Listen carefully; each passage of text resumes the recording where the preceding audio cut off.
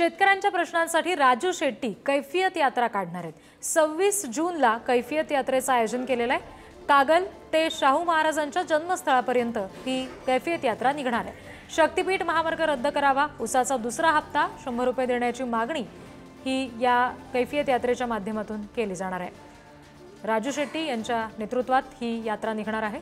शेतकऱ्यांच्या प्रश्नासाठी म्हणून शेट्टी ही यात्रा काढतायत। कागल ते शाहू महाराजांचं जन्मस्थळ अशी मार्गिका असणार आहे या कैफियत यात्रेची।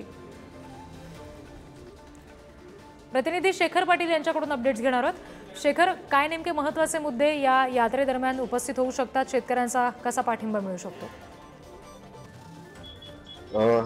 आपल्याला माहिती की राजू शेट्टी हे नेहमीच शेतकऱ्यांच्या प्रश्नांवरती नेहमीच आक्रमक झाल्याचं पाहायला मिळालेले आहेत।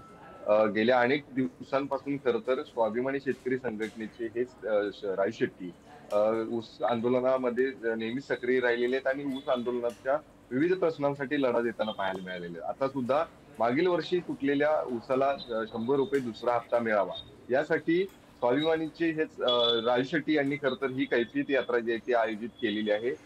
शाहू जन्मस्थळावरती खरं तर ही यात्रा जी आहे ती निघणार आहे कागलमधून। खरं तर आपण बघितलं तर गेल्या वर्षीच्या गळीत हंगामामध्ये जो साखर कारखानदारांना फायदा झालेला आहे त्या फायद्यामधून जे शेतकऱ्यांना देणं दुसरा हप्ता जो देणं गरजेचं आहे तो हप्ता अद्यापही दिलेला नाही आणि म्हणूनच शेतकऱ्यांच्या फसवणूक झाल्याच्या म्हणत या ठिकाणी राजू शेट्टी कैफियत यात्रा काढतायत। निश्चित, आणि या सगळ्या संदर्भातला आक्रोश आपल्याला या कैफियत यात्रेच्या माध्यमातून पाहायला मिळेल असं म्हणायला हरकत नाही।